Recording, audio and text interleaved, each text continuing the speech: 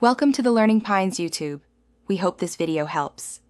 In this video, I will explain how to start your BMW 5 Series. First, make sure your vehicle is in park or neutral. This is a crucial safety step before attempting to start the engine. Next, firmly press the brake pedal. Your BMW requires this input to allow the engine to crank. Finally, ensure your key fob is inside the car, as the system needs to detect it wirelessly. These initial steps prepare your vehicle for a smooth start.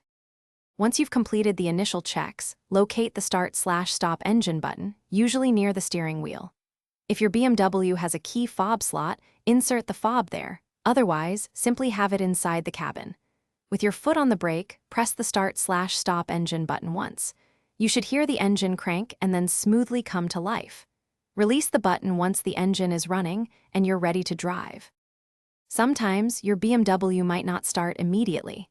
If the engine doesn't crank, first check your car battery. A low charge is a common culprit. Also, ensure the steering wheel isn't locked, as this can prevent ignition. If the car detects the key fob but still won't start, try replacing the key fob battery. These simple checks can often resolve minor starting issues quickly, getting you back on the road. For long-term reliability, regular maintenance is key to preventing starting issues. Keep an eye on your dashboard warning lights. They provide crucial early warnings about potential problems. Addressing these promptly can save you from future headaches. Remember to stay hydrated throughout your day, especially on longer drives.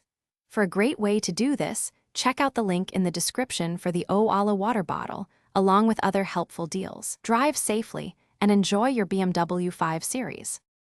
Thanks for watching. Consider subscribing if we helped you.